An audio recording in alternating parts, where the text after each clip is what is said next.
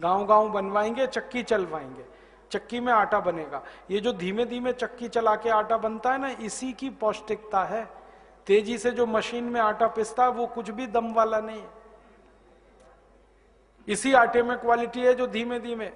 और पुराने जमाने में हमारे घरों में वही आटा खाया जाता था, हम बीमार नहीं पड़े जल्दी।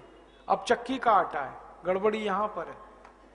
और ऐसे ही भारत के 2.5-3 लाख गांव में आम पैदा होता है। आम का अचार, आम का मुरब्बा, आम का पापड़, आम की बड़ी, सब कुछ बन के बाजार में बिकेगा। 1 लाख गांव में आलू है, आलू है तो आलू का चिप्स गांव गांव बनवा सकते हैं। चिप्स 480 रुपए किलो बिकता, आलू 10 रुपए किलो बिकता है। 1 लाख गांव में टमाटर होता है, टमाटर का सॉस गांव गांव बन सकता है। सॉस 200 रुपए किलो बिकता है, टमाटर 10 रुपए किलो। तो किसानों को हम समझाएंगे, वैल्यू एडिशन करो, प्राइमरी प्रोडक्ट्स मत बेचो। बस इतनी सी बात समझानी है किसान। कपास मत बेचो, कपास से सूत बना के, कपड़ा बना के बेचो। कपास बिक जाता 12 रुपए किलो, और वही कपड़ा बिकता है 25 से 30 और 60-70 रुपए किलो तक। और वैल्यू एडिशन के लिए किसानों को ट्रेनिंग देनी है, बस, और क्या करना है। और वो ट्रेनिंग देने का काम हमारे योग शिक्षक करेंगे। अभी हमारे 2,40,000 योग शिक्षक हैं जो गांव गांव में योग और प्राणायाम सिखाते हैं। थोड़े दिन में ये सारे योग शिक्षक वैल्यू एडिशन की ट्रेनिंग देने लगेंगे। हम उनको ट्रेनिंग देने वाले हैं, वो गांव गांव ट्रेनिंग देंगे और गांव को खड़ा करेंगे। और इस पूरे गांव में 100-100 उद्योग के लिए 10 लाख करोड़ खर्च करना है बस। और हर गांव में बिजली देनी है तो 4 लाख करोड़ खर्च होगा। हर गांव में सड़क देनी है तो 7 लाख करोड़ खर्च होगा। हर गांव में स्कूल कॉलेज देने हैं तो 8 लाख करोड़ खर्च होगा। हर खेत को पानी देना है किसान के लिए तो 10 लाख करोड़ खर्च होगा। फिर सारा खर्चा मिला दें तो 58 लाख करोड़ से ज्यादा खर्च नहीं होता और सारे गांव खड़े हो जाएंगे।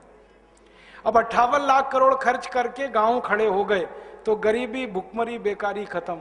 क्योंकि हमने 100 उद्योगों का हिसाब निकाला, 6,38,365 गांव में 100-100 उद्योग अगर हो गए तो कम से कम 64 करोड़ लोगों को काम मिल जाएगा। तो सारी बेकारी खत्म। बेकारी खत्म तो गरीबी खत्म। फिर क्या करें? 200 लाख करोड़ बच गया, उसको बैंक में जमा करेंगे फिक्स डिपॉजिट में भारत माता के नाम से। तो उसका हर साल का ब्याज आएगा वो 20 लाख करोड़ है। और साल का ब्याज अगर 20 लाख करोड़ आएगा तो टैक्स लेने की किसी को जरूरत ही नहीं है इस देश में, सारे टैक्स खत्म कर सकते। क्योंकि सरकार तो इनकम तो 50 लाख करोड़ एक झटके में बढ़ जाएगी देश की। फिर हम सेंट्रल एक्साइज खत्म करेंगे।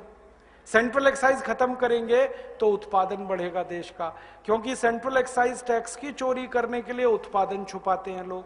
हम टैक्स ही नहीं लगाएंगे, उत्पादन कोई क्यों छुपाएगा? फिर सीएसटी खत्म करेंगे, फिर वैल्यू एडेड टैक्स खत्म करेंगे, सारे टैक्स खत्म करेंगे तो बेईमानी अपने आप चली जाएगी इस देश से और ईमानदारी अपने आप आ जाएगी इसमें। और सबसे बड़ा काम जो होगा वो ये कि ये टैक्स सिस्टम खत्म होते ही व्यापारी और उद्योगपतियों में थोड़ी ताकत आएगी, थोड़ी हिम्मत आएगी और सरकार के गलत कामों का विरोध करने का वो शुरुआत करेंगे। अभी डर के मारे चुप बैठे हैं। तो टैक्स सिस्टम खत्म करेंगे, उत्पादन बढ़ेगा, आमदनी बढ़ेगी, पैसे बाजार में ज्यादा घूमेंगे, हमें फिर विदेशों से कर्ज मांगने की जरूरत नहीं, हम देश का विकास देश के पैसे से ही करेंगे।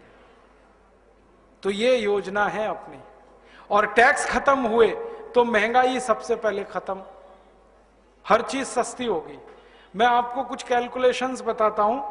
सारे टैक्स अगर हम खत्म कर दें तो 1 लीटर पेट्रोल मिलेगा 12 रुपए का, जो अभी मिलता है 54 रुपए का। सारे टैक्स खत्म कर दें तो 1 लीटर डीजल मिलेगा 7 रुपए 80 पैसे का, जो अभी मिलता है 38 रुपए का। सारे टैक्स खत्म कर दें तो रसोई गैस का सिलेंडर मिलेगा 40 रुपए का, जो अभी है 400 रुपए का। सारे टैक्स खत्म हो जाएं तो हिंदुस्तान में सीमेंट का एक पैकेट मिलेगा 72 रुपए का, जो अभी है 300 रुपए का। सारे टैक्स खत्म हो जाए, 1 किलो लोहा मिलेगा 12 रुपए का, जो अभी है 50 रुपए का। सारे टैक्स खत्म हो जाएं और आपको घर बनाना पड़े, तो अभी जो 20 लाख रुपए में आप घर बनाते हैं वो घर 6 लाख में ही बन जाएगा। सारे टैक्स खत्म हो और आपको अमेरिका जाना हो और वापस आना हो तो आने जाने का टिकट सिर्फ 7,000 रुपए में आ जाएगा अमेरिका का। सारे टैक्स खत्म हो जाएं और आपके बेटे को